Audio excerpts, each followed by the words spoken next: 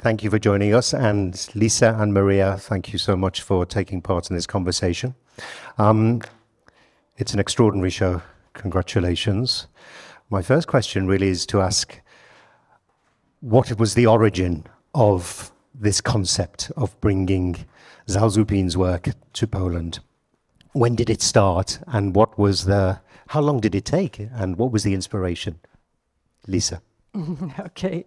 First of all, good morning to everyone. It's really a pleasure to welcome you here. For us, for me and for Maria, it's a very special and emotional day, and also for the family. So Tony, trying to answer your very difficult question, for me it started the first day I met Georgi, when I knew that he was Polish.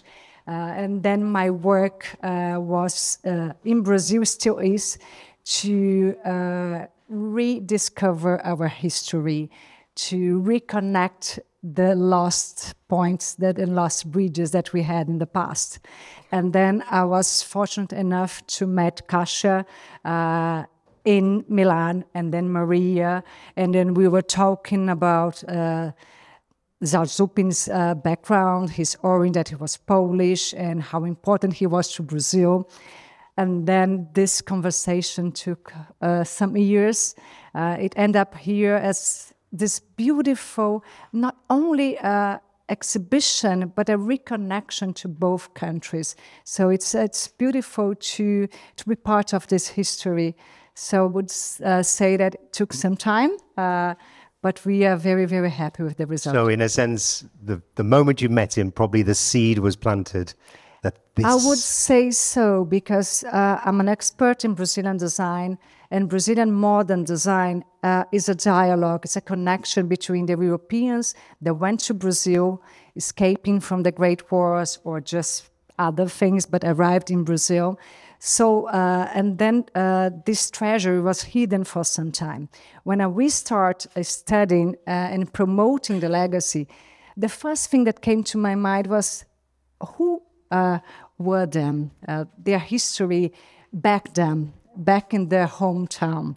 So when I met Georgi and I knew he was Polish, I was always trying to identify his origins, his memories in his work and his legacy. So that's why for me it's an achievement. It's a great, great achievement to have this exhibition, the largest retrospective of his legacy in Poland, his home country.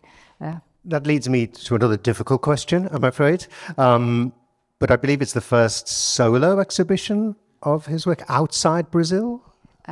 Yes, we have done it in a small exhibition to celebrate his centennial in 2022, but this is the first solo and the largest retrospective ever. And why do you think it has taken so long for this extraordinary designer to receive the worthy recognition in his home country? I think that's due to historical matters, Tony. Brazil was is a very far away country, first of all, so it's really not so close. And as I said, due to our own history and our own situation, our design, our history is somehow hidden as a treasure. So started the recognition or the rediscover started in the early 90s in Brazil. And I started working outside Brazil more effectively in the year 2000. So it took us almost 30 years to get to here. And just to continue one more with Lisa, and then I'll bring you in, Maria. Can you tell us more about the first time you met Georgi and what your first impressions were and how you felt he would be perfect for the work you do with ETEL?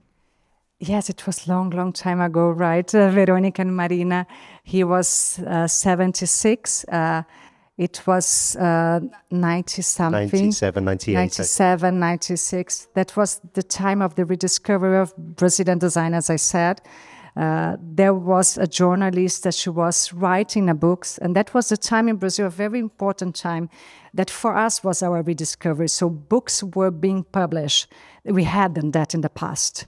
So she was publishing a book about modern design, and she asked my mom, Etel, and myself to see the book. And she took a leaf, and that was a Dinamarquesa chair. And my mother had one vintage and said, "Oh, I have this chair, I love it, but I don't know the author." That's when we met in 96, 97. He came the following day, and I knew that he was brilliant. The way he was saying, he was so elegant. The pieces, his work was mind-blowing.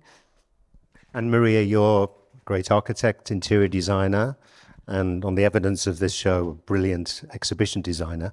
What was your first exposure to Jorge Zalsupin's work, and why do you continue to go back to his work to use in your work? I first met his design while my research for one project, interior project, and the first furniture which I saw was JZ Trolley, and I completely blew me out. So I started to dig, and I started to do some research. Who's the author? And this is the way how I met Zalsupin work. Then I did more research, and I found out that Etel is reproducing the furniture from Zalsupin. This way I met Lisa, and the whole catalog from Etel, more furniture which are possible to order.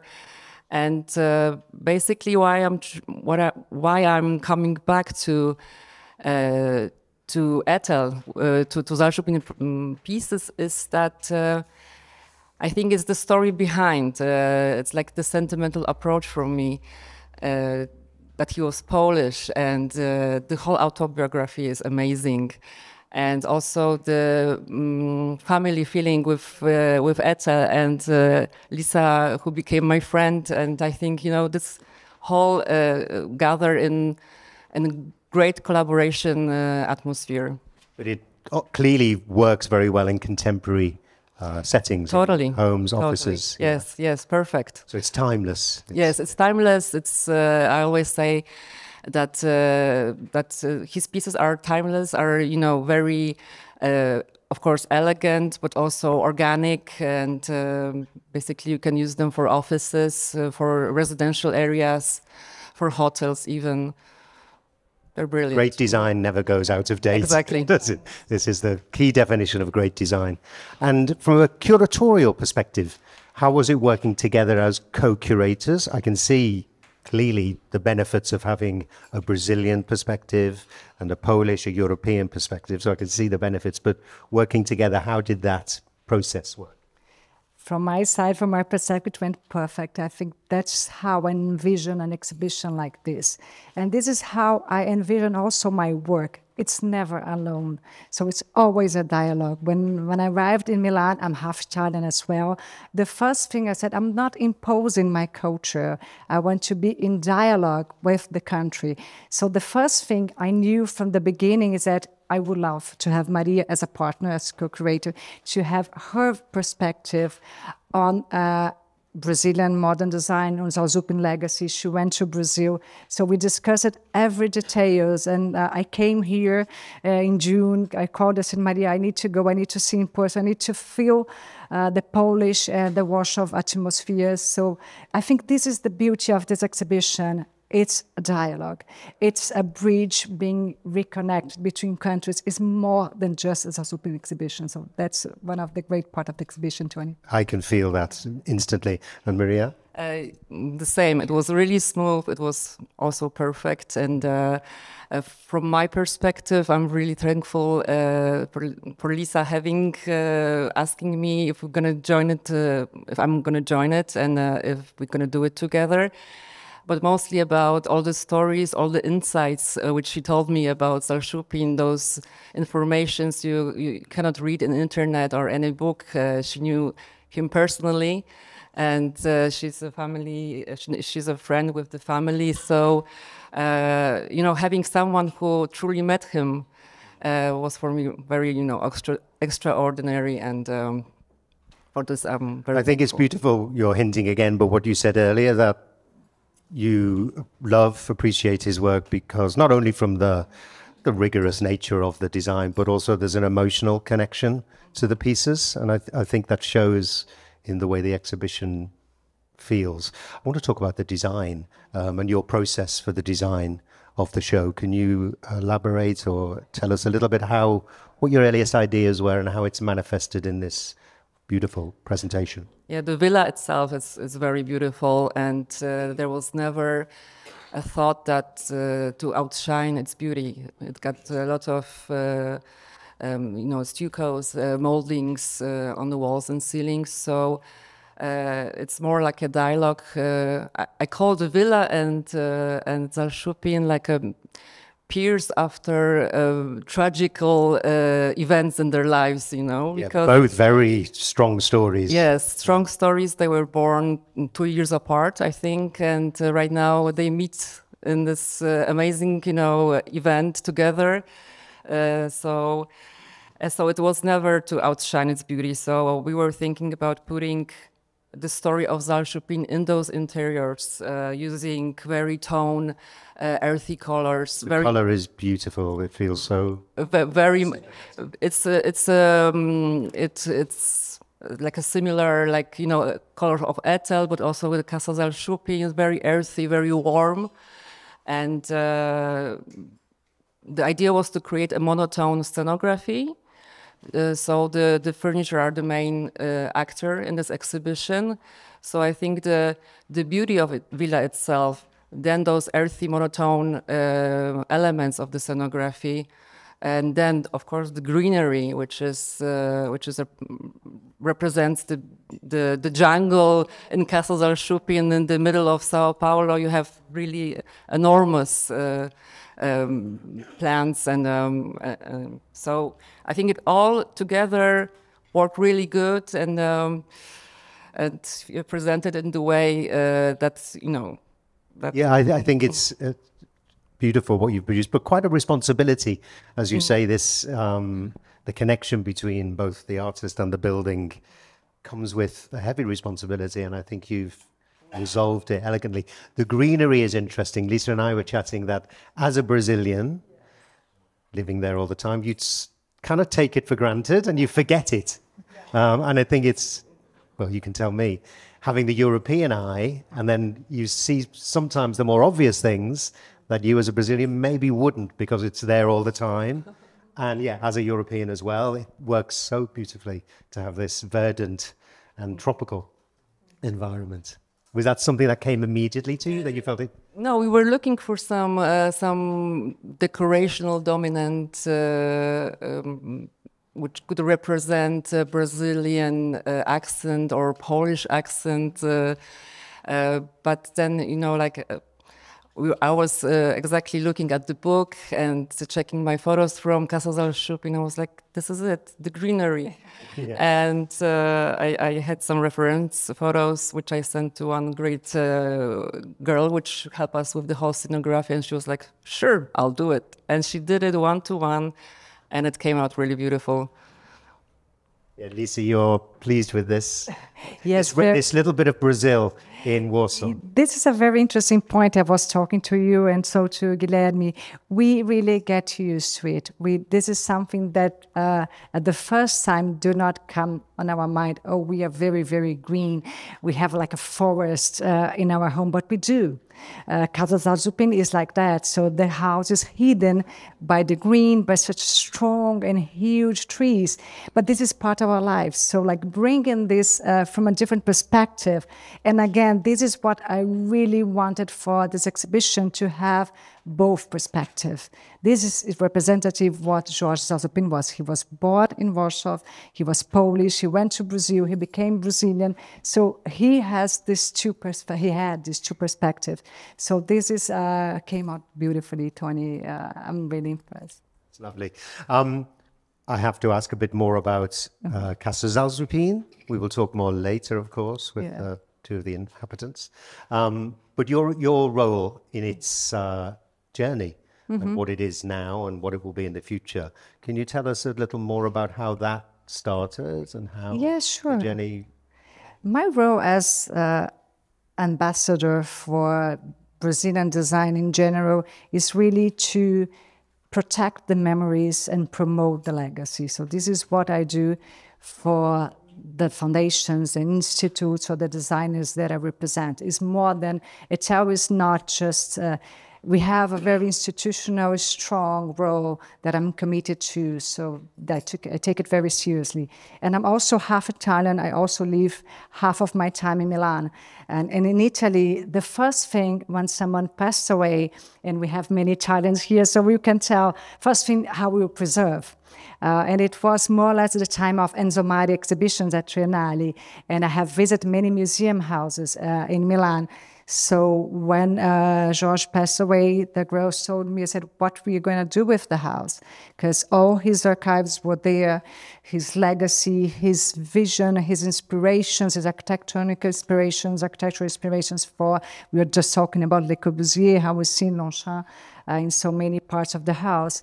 And I said, we need to do something. And I had this experience, this Italian experience, so we decided to create a museum house right after he passed away. So the first exhibition we did together with Marina and Veronica was called Entre Tempos, that Between Times is really the name of the book. And it was all about presence and absence and memories and legacy. So the house was becoming empty, and then it was becoming stronger and stronger. We could feel his presence, the archives, his artworks, everything just appeared so strongly. So now the house has already almost 4 years. We did 16 amazing exhibitions. The mission of the house as a museum house is to promote the dialogue between architecture, design, and art. That's fundamental. Every exhibition, no matter who is the designer, who would be the artist, we always put this in a perspective. Guilherme has also been the curator of the second exhibition we did at the house that was beautiful. And the way I see the house, the selection of the exhibition, and how I did this exhibition here is always like a book chapter. We need to tell a story, or we need to preserve the story. So every chapter is somehow connected to the other. So the second exhibition of the house was beautiful because it was connected to the role of Zhao Zupin in his time. So the house is very, very alive. Every 3 months we have a different exhibition. It became worldwide known. So from Japan to Vancouver to everywhere you imagine, the house was featured. It was featured, of course, in Italy as well. So it became a destination in São Paulo. So this is something we are very, very proud of. Just want to pick up, you mentioned Guillaume, excuse my terrible English accent. In the book, there are many lovely texts as well as extraordinary photography, but I loved what you said. I will paraphrase what Guillaume said, that there's a distinction between Zhao Zupin's design work, which is rigorous, rational, as all good design should be, but the architecture, particularly Casa Zhao Zupin, is very organic and it is poetic. There's two different creators there. Do you feel that? I do and feel. And as an architect, Maria. Yeah, I felt it for the first time. And I told Veronica this. We cannot separate architecture from the personal life. Especially, and I'm really fond of personal houses, like personal homes of architects. And this was the case. That's why I think Casa also is a gem. It's his own house. It was his own history, his own inspirations on the house. And it's very cozy, very nasty, very uterus at some point. So it's kind of like a cocoon. It's not to be seen from the outside. It's protected by the green, this such strong greenery that they have out there. So his architecture follows kind of this sense of protection that you need on your own home, on your own place. So this is the beauty of the house, because it's whenever you enter, so when you enter the first door, when you enter the gate, then you feel a bit strange and said, where am I? I don't know exactly where am I. Then you open the door, then wow, then you see it becomes huge and you have like this high ceiling. So I think this is part of his history, the history that's being told here. That's why it ended, the last room is dedicated to Casa Zalzupin, is to showcase how the legacy continues, but more than that, how all this repertoire, all these stories, all these chapters of his life, all these miracles was reflected in his own house. And Maria, as an architect, what do you feel from the house? From the house, I went there first time last year in March. It was essential for this exhibition, definitely. And like Lisa said, you have this huge greenery, which is like a great guardian for the villa. The shape is the solutions inside are also remarkable. The high ceiling in the living area.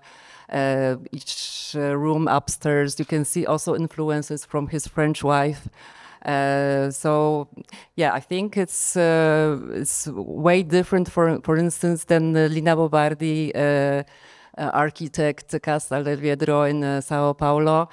They both were modernism in the same time, more or less. Both dual nationality, we've talked about that. And exactly. Are they Brazilian, are they Italian, are they Polish? And in Lina, you can see that the house is more structured, very, concrete. And his house was truly like this organic, like his furniture, shaped differently, more cozy, more warm, more hidden, where Lina has her house more exposed. Yes. Mm-hmm. Feels more a designer's house, Lina's. Yes. Yeah. But this is something interesting because, as I said, his house is fulfilled of his own inspiration, and Lina was certainly an inspiration. So you can see the ceramic tiles, the colored ceramic tiles in Casa Zalzupin, as you can see, in Lina Bo Bardi's house. And we brought 2 chairs here in the design room that has the bowl, the spheres, that was quietly inspired on Lina's brass bowl chair. So those great architects in Brazil at the time, even though quite different approach. The Zalzupin approach to Lina Bo Bardi is they are opposite. Lina is like a glass house. It's transparent. It's exposed. On contrary, Zalzupin is cozy. It's protect. But they had points in common. They knew each other. They were in conversation at some point. So they were inspired one to another. No, I can feel that. One more question about the house, then we will return to a couple of questions about the exhibition, but it features heavily in the exhibition, as you said, and the extraordinary facade.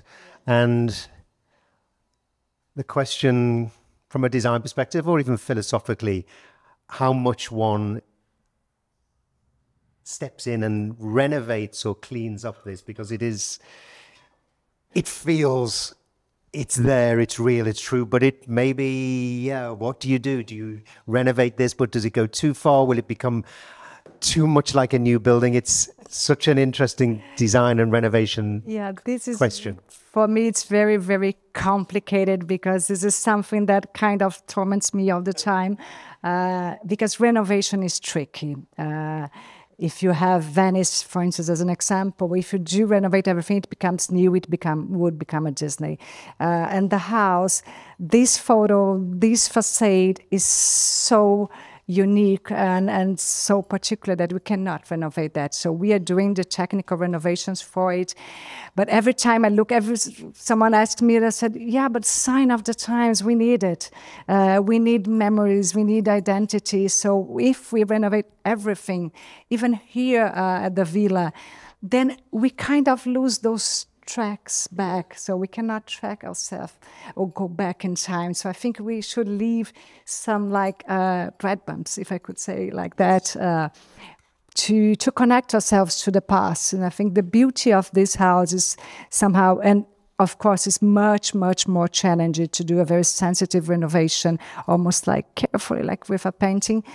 But it works. I think at the end that will be our path. It's a very contemporary area of discussion, isn't it? I think with how much you interfere or protect. But it needs protection, of course, so it's a very sensitive skill. Do you agree, Maria? Is it the right approach? Yes, it's exactly the approach like it's supposed to I be. think Veronica and Marina agree. No, it feels. Did he like it? Sorry to bring you in before. He liked it.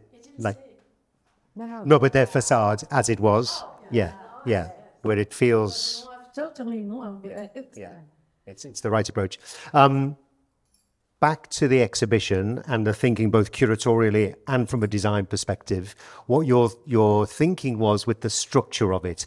What I was struck by is where you first come in. Of course, you see the trolley, which is the key piece, but the picture of George looking through there is such a powerful and emotional moment. Was that a collective idea? Did it evolve when you saw the space? Again, working with this extraordinary space is both a challenge but also a dream. I think, though, Maria, I'll answer it probably for both of us. But that is one of those things that you need to be on site to understand. So when I first arrived here with Maria in June, I look at that wall, I said, Maria, we need that in there. I said, yes, that would be so, so strong. But I think, so there was like a common decision, but we took it really on site when I first arrived in Warsaw in June. But the structure of the exhibition, for me, it's very, very important. As I said, I'm always thinking of telling the right and the completely story. So every room, there's like a tool that you can do, like a way tells a different part of his story. He had many approaches, many faces. He was a very important architect also, with his peculiar and particular position in the great Brazilian modernism. But he did incredible houses that you see in the second room, in the third room, if you count 1, 2, 3. Then you have the design room, where you have not only the furniture design, but also the graphic design. So you can see the catalogs, you can see how he was dealing with communication. Then he still is considered the most elegant designer in Brazil. The craftsmanship, the quality of L'Atelier, and the quality of what we are doing as a hotel nowadays, you can sense, experience in the following room. Then you have the personal room, what he was doing after we met, as the illustration, that's really personal things that were discovered in the house after it became a museum house. And then at the end, we do have the Casa Zarzupin as the continuation, the protector of the legacy. And the two key pieces, it's interesting and beautiful because the trolley connects directly with Poland. It probably not as a coincidence that was the first one Maria came into.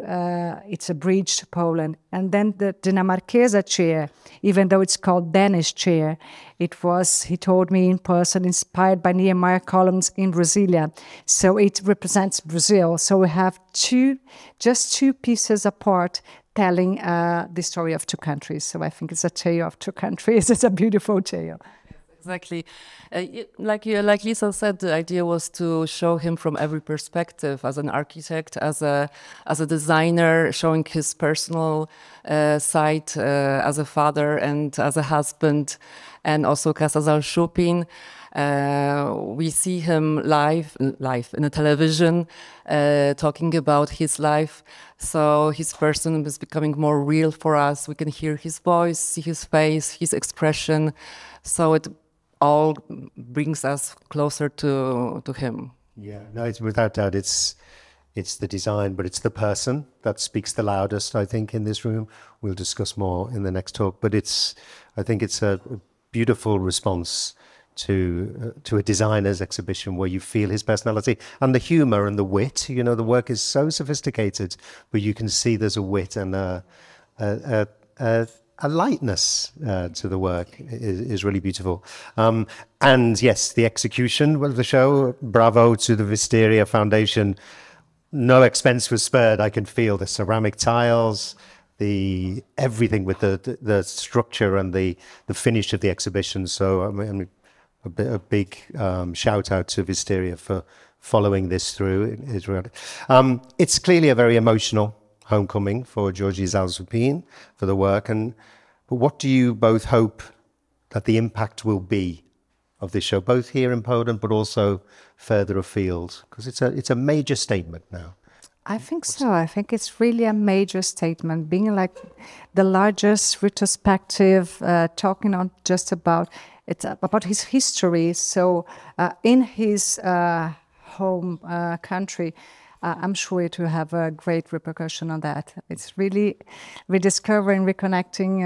It's beautiful, this process of getting to know some of us, some of our own, and his success outside his country, coming back. So I'm sure this will be a great success. And Maria? Yeah, I hope also. I'm pretty sure it will be already before exhibition. Friends or people from the same